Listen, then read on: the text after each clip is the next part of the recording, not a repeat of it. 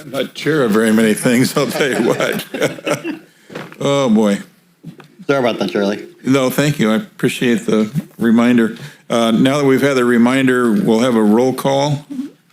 Tara? Charlie Hoffman. Yes. Mike Morris. Yes. Jeff Stevens. Thank you. We'll have the Pledge of Allegiance. Michael Morris, will you lead us in that, please? Salute, pledge. I pledge allegiance to the flag of the United States of America and to the republic for which it stands, one nation, under God, indivisible, with liberty and justice for all. Make sure my chair didn't move. We do have do we have anyone in the public that wants to make a comment? I don't see it.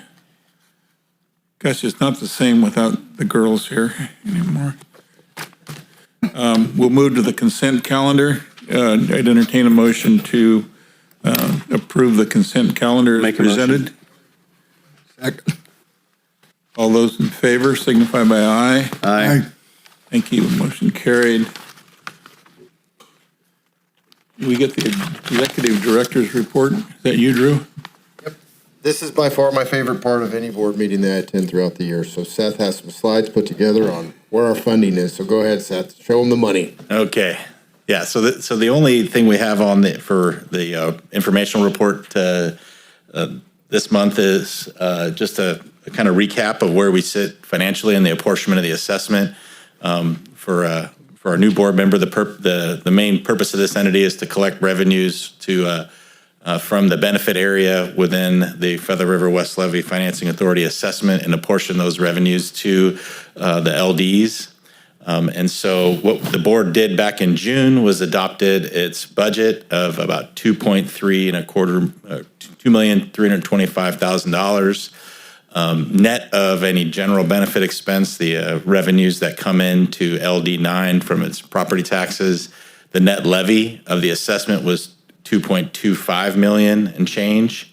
And this is the way that apportionment would look based upon the split of the revenues between LD1 and LD9. So 82.1% going to LD1, which includes budget for maintenance area 3, which is now part of LD1, the legacy MA3, and then 17.9% of the revenues coming into LD9.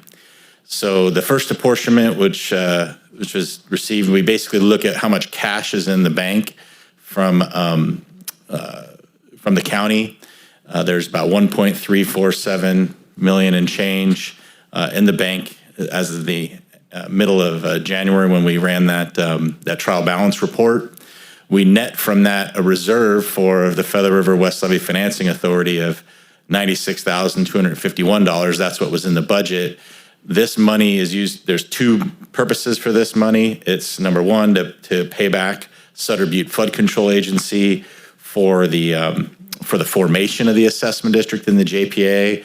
So that there's an agreement between Sutter Butte Flood Control Agency and the Feather River West Levy Financing Authority to repay back about $750,000 over 15 years. We did a final accounting of what those costs were, split them up over 15 years. The resulting payment due each June is $47,640. So that's a portion of that 96 and change.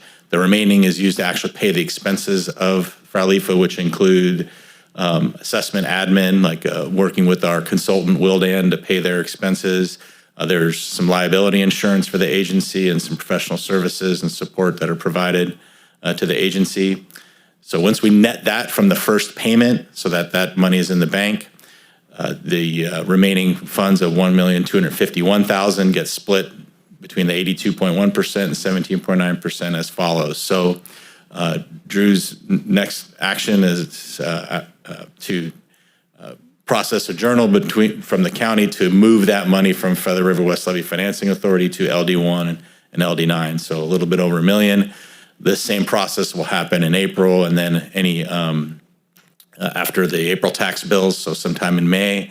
And then if there's any remaining delinquency receipts that come in from property taxes, then there'll be a cleanup apportionment. So the purpose of this item is just to let the LDs know what money they have coming in to fund their budgets. So a little over $1 million for LD1 and just under $225,000 for LD9.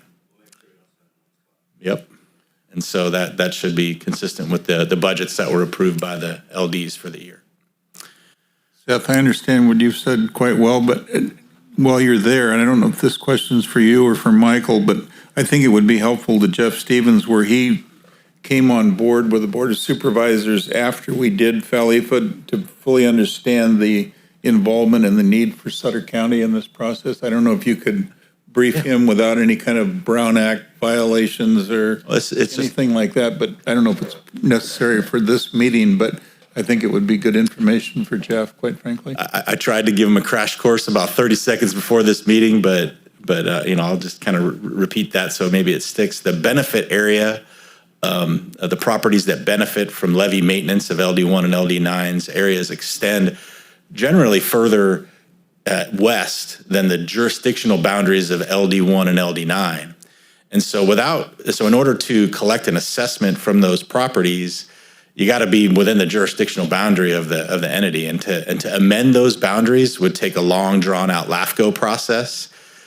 We really needed to get something in place to finance the operations and maintenance quicker than we can move through a LAFCO process. So back in 2022, I think it was, 2021, 2022, we formed the Feather River West Levee Financing Authority as a JPA with the sole purpose of, and we included the county because everything in the Sutter Basin's in the benefit area of the LD's maintenance is within the jurisdiction of the county.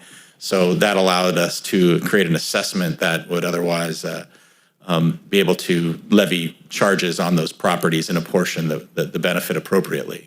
So that's the main reason that the county is a member. That's kind of the nutshell. Without a map, it's a little bit harder to provide, but we'll make sure we can get a map to you so you can kind of see that area, but you generally get it. Yeah, I mean, the benefit area extends all the way to the Sutter Bypass East Levee. When you look at just the way the flood flows would happen if there was a breach on any levee within LD1 and LD9. Yeah, so we did a full Prop 218 process. That's between forming the agency and going through the assessment formation process. Sutter Butte entered into, once the JPA was created, they entered into a services agreement where Sutter Butte Flood Control Agency provides all the administrative support to the agency for those years until we had an assessment in place, and then also helped finance the formation of the assessment. Those 2 to 3 years, we spent about, I think, a little under $700,000 between all the services and everything. And then once that services agreement ended, we amended it to address this payback, and that's what that $47,000 is. So we made, I think, this will be the third payment, I think. And once that's done, then we'll be able to reduce the administrative services budget for Frwlfa accordingly. All right. Hopefully that answers the question, but thank you for being to the county for supporting the LDs and what they needed to do to get funding for maintenance.